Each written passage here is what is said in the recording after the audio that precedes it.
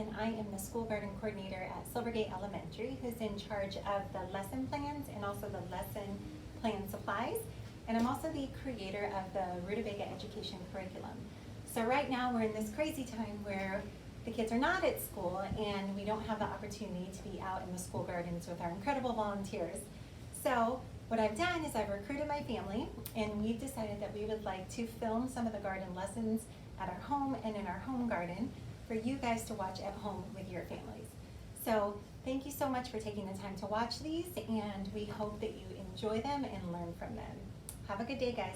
I'm going to be teaching a lesson from the Springbrook Week 1, and this is actually an abbreviated or a shortened version of the lesson because I don't want to be a reason that you're spending more time in front of a screen, but actually gain an opportunity to get outdoors and enjoy the sunshine and the fresh air.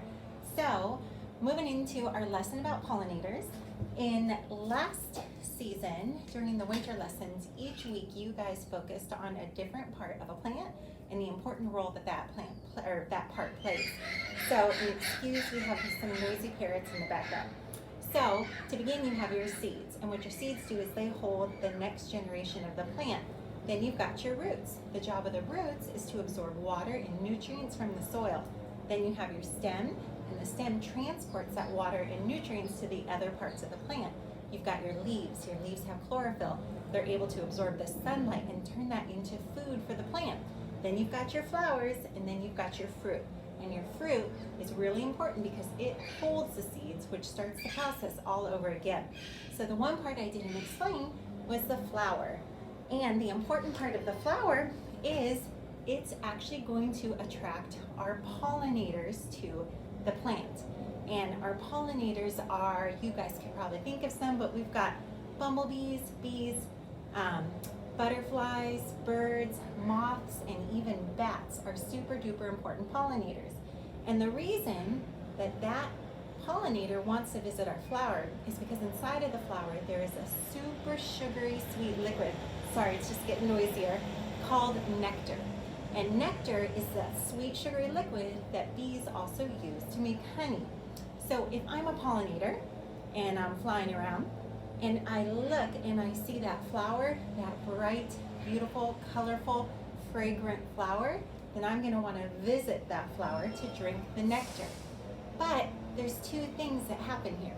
One, the pollinator's drinking that nectar, and two, the pollinator has a really important job of transferring pollen, which is kind of a powdery substance that's on, I don't know if I can even show this, that is on the stamen part of the plant. Now in order for that flower to turn into a fruit, that pollen has to somehow transfer from the stamen to the stigma. So the way this works, the pollinator flapping around, sees that beautiful flower, swoops down, starts to drink the nectar, that sugary liquid, and that pollen, which is that powdery substance, gets on its wings, gets on its feathers, gets on its legs, and when it travels to another flower or it travels to another part of the flower, then that pollen is able to transfer to the part of the flower that will then allow it to make fruit. So when this happens in one flower, it's called pollination. If that pollinator travels from one flower to a different flower or a different plant, that's called cross-pollination. So I'm just going to do a quick activity. This is so much more fun when you guys are doing it along with your parent. But I've got my nectar, I have my flower and my nectar, and I'm just going to pretend that I'm a pollinator. I'm visiting my flower, got my pollen over here. While I take a sip of my nectar, I'm also going to rub my fingers on the pollen. This is going to kind of represent my leg or my feather or my wing. When I'm done, I'm going to travel to another part of the flower and wipe my fingers off and see if any of that pollen will transfer. So let's see, let me try. Okay, flapping over here. And sure enough, my pollen has transferred to the other part of the plant. So that is how pollination works.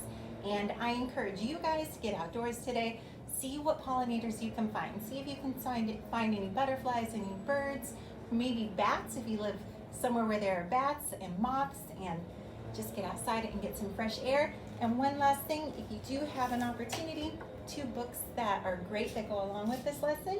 One is Flight of the Honeybee, by Raymond Huber, and it just does a really good job of talking about the role that each, the different parts or roles that bees play within the hive. Another super fun one is The Honeybee by Kristen Hall. It's a lot of the same information, but explained in a much simpler way with some really cute illustrations.